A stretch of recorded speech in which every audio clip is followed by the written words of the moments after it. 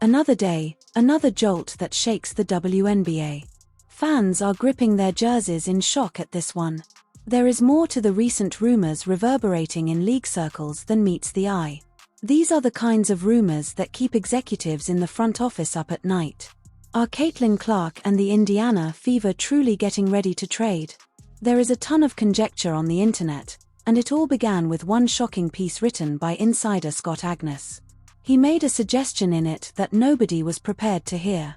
That Clark's irrepressible fan base and mere presence within the Fever organization may cause more harm than good.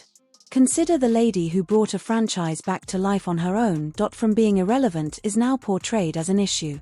Agness wrote about how certain members of the organization are concerned since Clark's followers, not the team, have taken over the arena energy. After years of gloom, it's like accusing the sun of shining too brightly. Are we really saying that success is now a liability? Furthermore, if the Fever are indeed contemplating the unimaginable, they are on the verge of a PR disaster that has never been witnessed in women's sports. Since Caitlin Clark isn't just a rookie sensation, let's face it. She's famous all around the world. She is the reason why people in American malls are watching, purchasing tickets, streaming games, and donning WNBA jerseys. If Indiana truly follows through on therefore, they might as well print the "We Quit" signs on each ticket stub that is left. Do you believe you have already witnessed fan backlash? This would make previous disputes seem like halftime popcorn spills. She represents more than simply the Indiana Fever. The Indiana Fever is her. They wouldn't be a playoff contending team without her. The fan base is aware that they are a shadow of their former selves. It's like witnessing someone discard a winning lottery ticket because they didn't like the font when you consider shipping her out. Basketball is no longer the topic of discussion here. Legacy, relevancy, and the essence of a sport are all at stake here. You believe that following Clark, supporters will stay trade? Rethink your thought. They are more than just sports enthusiasts. These are evangelists, loyalists, and ride-or-die fans who travel across the nation to watch her perform.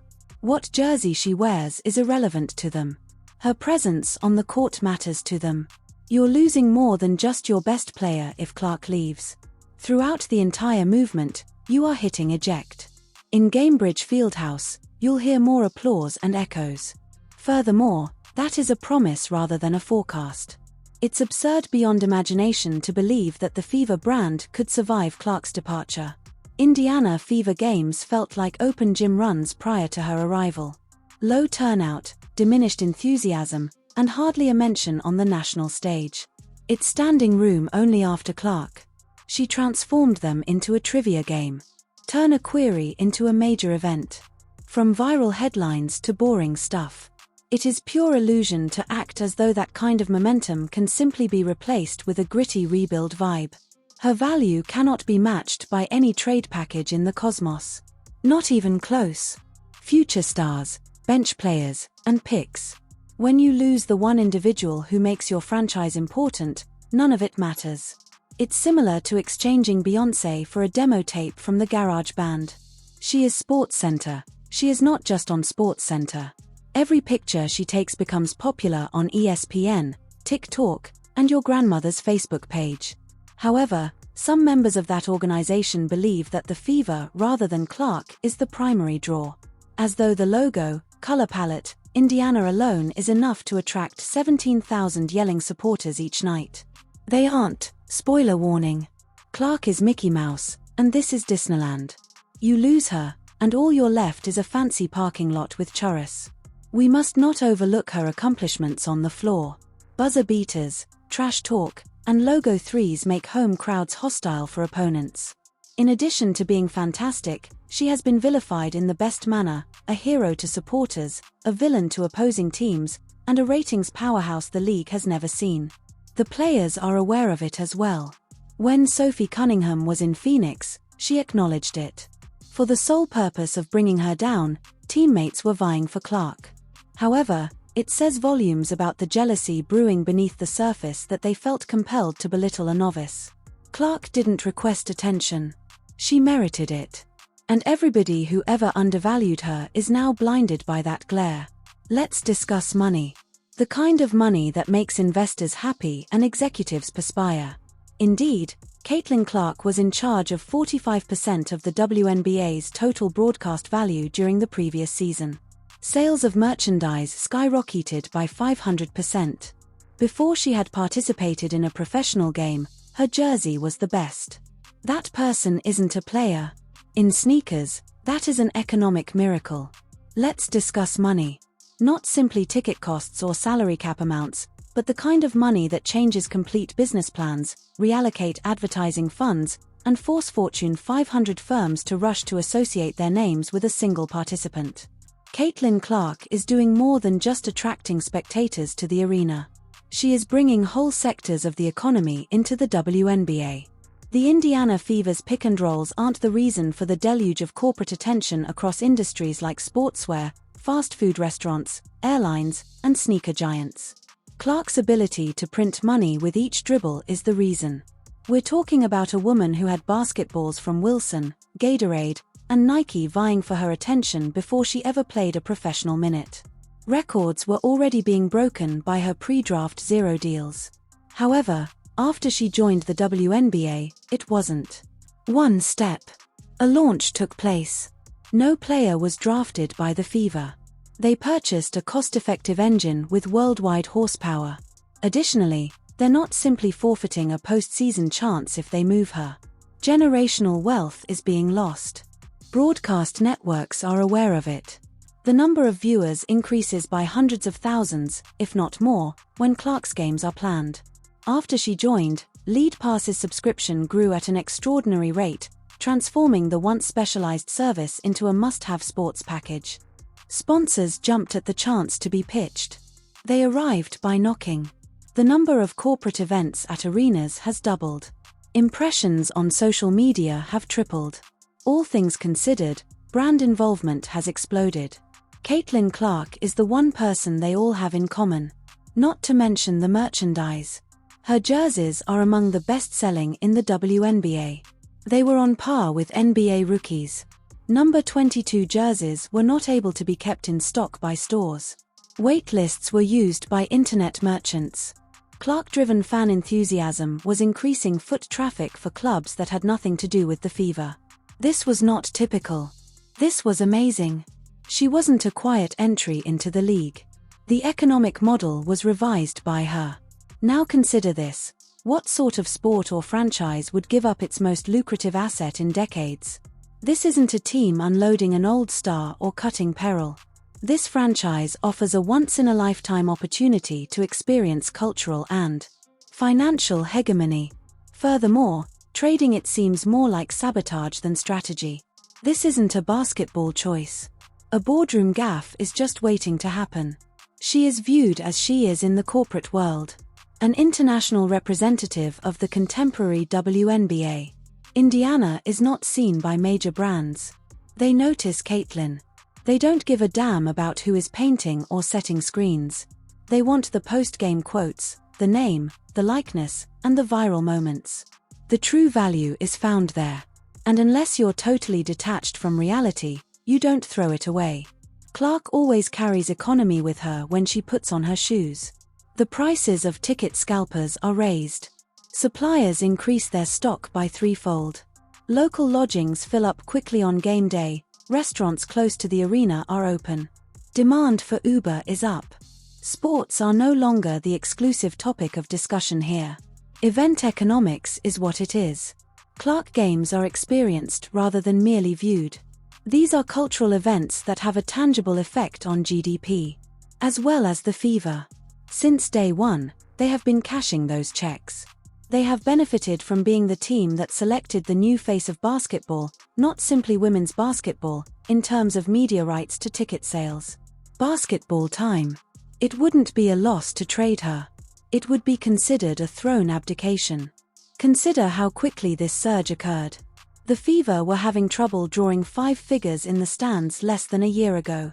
They're now drawing 5 times as much as they used to. It was because a generational icon chose to call Indiana home, not because they unexpectedly came up with a fresh offensive plan. It is not substituted with a harsher cultural reset. It is not replaced in any way. In sports, Clark has accomplished something that is practically unachievable. She has brought generations together. Everyone was in the same arena, watching with the same enthusiasm: young children, teenagers, their parents, and even grandparents. She is more than just a sportswoman. She is a brand and a movement that cuts over location, politics, and even fandom in addition to demographics. She is a unique player who captivates even the most indifferent followers.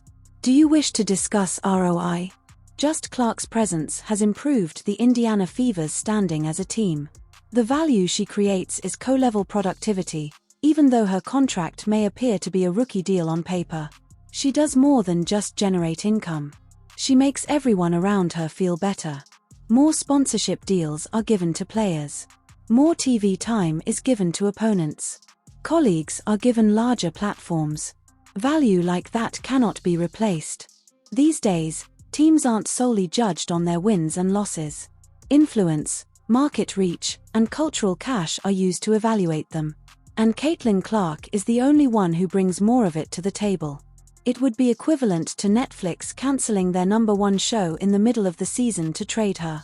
Instead of simply changing the station, viewers would completely unsubscribe. The chilling aspect is that the success of the Fever is not systemic. The word is singular. Remove Clark from the calculation. The entire system malfunctions, the audience drastically declines, and the sales of the jerseys stop. The moments that go viral pass. Additionally, the topic of discussion shifted from how far it could go to how quickly they fell. From now until the end of time, they serve as the lessons warning in every sports business class. Even worse, the media's narrative would not end with a bad choice. It will turn into charred ground. How did Indiana lose the golden goose of the league? Why didn't they do a better job of protecting her? Who allowed this to occur? Think pieces, documentaries, and headlines. They are all pushing the Fever brand through the muck. As this is going on, the club that acquires Clark in this fictitious transaction moves up from the bottom to America's steam overnight. Doesn't matter if at a market with more cows and people. Clark shows up and suddenly you're selling out 20,000-seat arenas. The Fever be left behind watching their once-in-a-generation star turn someone else's franchise into a dynasty. And here's the biggest irony.